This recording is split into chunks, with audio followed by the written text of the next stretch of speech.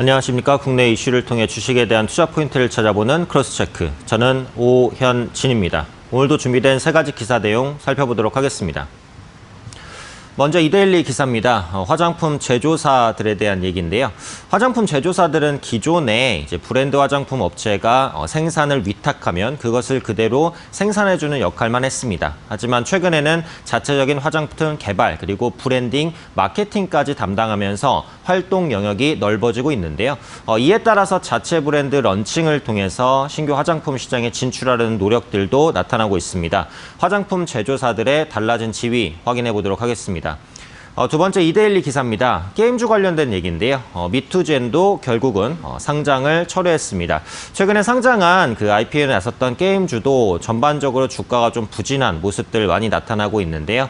미투젠이 상장 철회할 수밖에 없었던 이유 그리고 게임주에 대한 전망까지 살펴보도록 하겠습니다. 마지막 한국경제의 기사입니다. 통신주 관련된 얘기인데요. 5G가 본격적으로 도입되고 있음에도 불구하고 통신주의 주가는 부진한 흐름 나타나고 있습니다. 수주에 대한 기대감이 높아지는 통신 장비주와 정반대의 흐름을 보여주고 있는데요. 통신주의 현재 현황과 전망까지 살펴보도록 하겠습니다. 기사 본문 보겠습니다. 이데일리 14면 증권면에 있는 기사입니다. 화장품 제조사들은 브랜드 업체들이 위탁을 하면 그걸 그대로 생산하는 역할을 과거에 했었는데요. 최근에는 마케팅과 브랜딩까지 활동 영역을 확대하고 있다는 것이 기사의 핵심적인 내용입니다. 우선은 국내 화장품 시장의 성장부터 한번 보겠습니다. 국내 화장품 시장 규모는 일부 침체에도 불구하고 연평균 10%대 고성장을 이어갔습니다. 현재 시장 규모는 20조 원까지 커졌고요. 수출도 크게 증가했습니다. 화장품 무역 흑자액은 2014년에 약 5천억 원에서 2018년 기준으로 약 5조 5천억 정도, 10배 정도 수출 규모가 성장했다고 보시면 되겠습니다. 굉장히 고성장이죠. 이에 따라서 화장품 업체들도 빠르게 좀 지각 변동이 되는 모습들 나타나고 있는데요.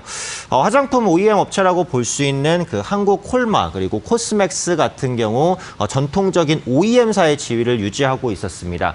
OEM사라는 것은 이제 주문자 상표 부착 방식을 말하죠. 보통 이제 위탁 생산 업체라고 합니다. 그래서 제조업체가 이렇게 생산해 주세요라고 하면 이제 그대로 만들어주는 것이 OEM사다라고 보시면 되겠죠. 화장품 제조사들의 전통적인 역할이었는데요. 최근에는 이 영역이 ODM, 제조업자 개발 생산 방식까지 확장이 됐습니다. 그래서 이것은 화장품을 생산해 달라고 위탁을 했을 때 제조사들이 자체적으로 개발을 해서 브랜드 업체에 공급하는 겁니다. 그러니까 OEM보다는 ODM이 조금 더 이제 능동적인 방식이다라고 보시면 되겠습니다. 그래서 OEM과 ODM은 주식 투자자 분들이시라면 좀 익숙하신 개념일 수 있는데요. 여기에 생소한 개념이 등장합니다. 바로 브랜드 개발 생산 OBM입니다. 그래서 화장품 제조사들이 OBM 사업에 뛰어들고 있다는 건데요.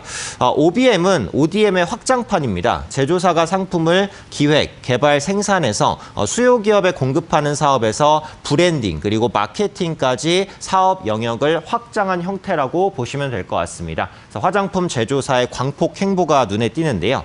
이 화장품 사업이라는 것은 생각보다 높은 기술력이 필요하지는 않습니다. 그래서 진입장벽이 낮은 화장품 제조업의 특성상 제조사들이 생산에 대한 전반을 담당할 수밖에 없다라는 거죠. 그러다 보니까 제조사의 힘이 커지고 제조사들도 독자적인 연구개발, R&D에 매진하게 됐다라는 부분입니다.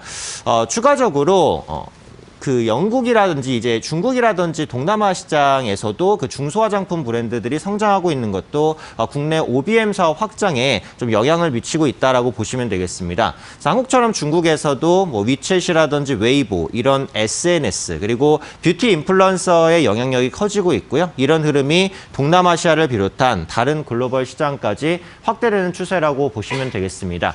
그래서 이 기사 내용을 이제 정리하면은 그렇죠. 그러니까 기존에는 화장품 제조사들이 화장품을 개발한다고 해도 그 화장품을 납품할 판로 혹은 홍보책 이런 부분들이 마땅치 않았지만 SNS 그리고 뷰티 인플루언서 그리고 동영상 서비스 시스템 등이 발전하면서 제조사들이 화장품을 개발하고 브랜딩해도 홍보할 수 있는 채널이 충분히 생겼다라는 겁니다. 때문에 앞으로는 화장품 제조사냐 뭐 완성품 브랜드사냐 이런 구분이 중요한 것이 아니라 사실상 완성품 브랜드 무한 경쟁 시대에 돌입하는 것이기 때문에 화장품 업체의 경쟁이 더 치열해질 수밖에 없고요.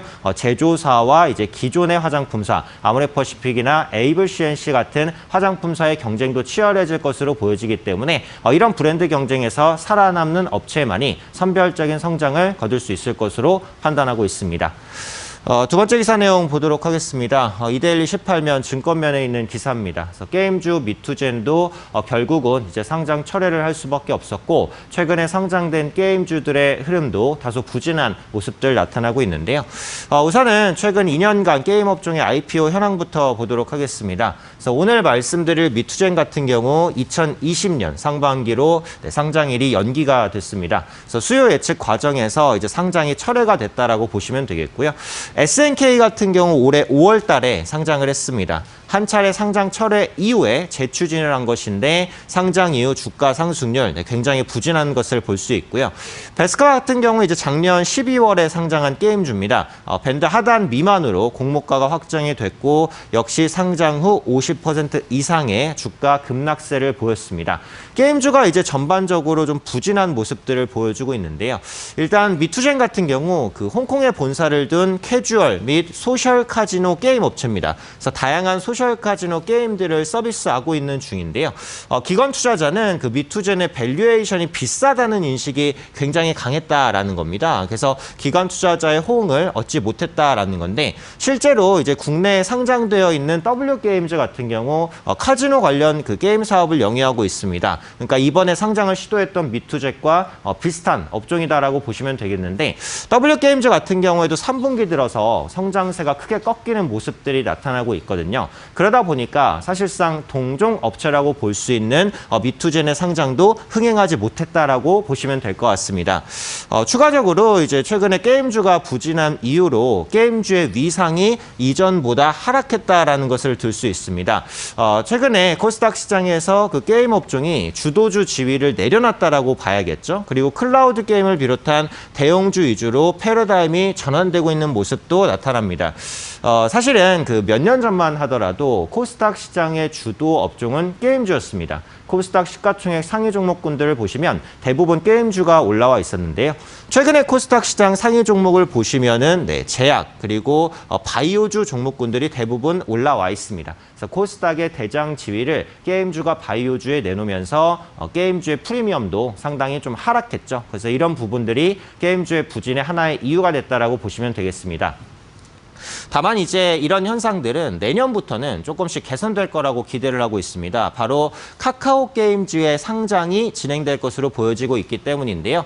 카카오 게임즈는 최대 2조 원 수준의 기업 가치가 기대되는 대어라고 보시면 되겠습니다. 작년에 코스닥 상장을 추진했다가 이제 감리에 발목이 잡혀서 상장이 지연됐는데 올해 상장이 재추진될 가능성이 높다라는 거죠.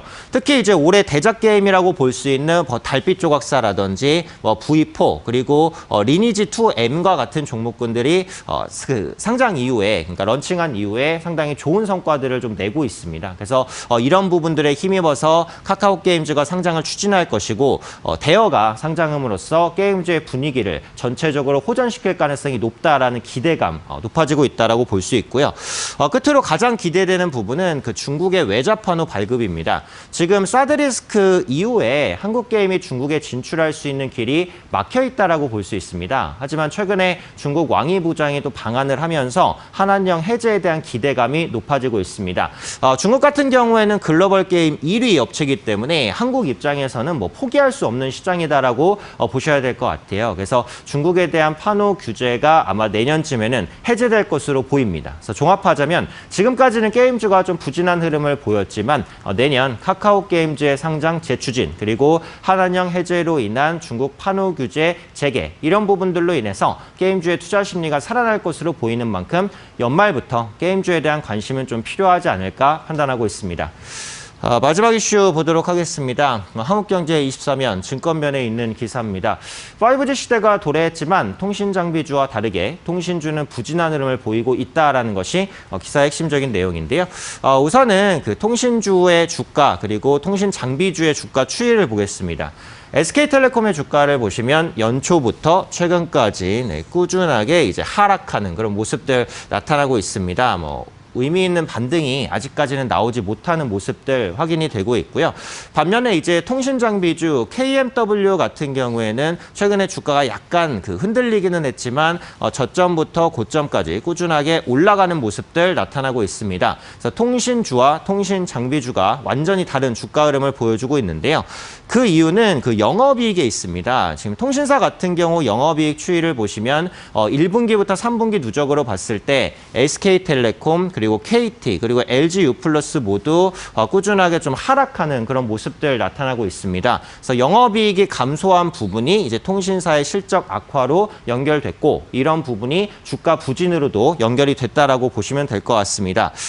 다만 지금까지 이런 현상들은 투자비 증가에 따른 부담 때문이라고 보시면 될 것 같아요. 그래서 전국의 5G 기지국 수가 현재 10만 개 정도가 구축돼 있지만 아직 추가적으로 지방에는 5G 기지국이 들어오지 못했습니다. 그래서 이런 부분에 대한 설비 투자 비용이 증가하면서 통신주의 실적은 앞으로도 좀 부담감을 느낄 수밖에 없다라고 보셔야겠죠. 그래서 본격적인 수익성 개선은 이제 내년부터 이루어질 가능성이 높다라는 건데요.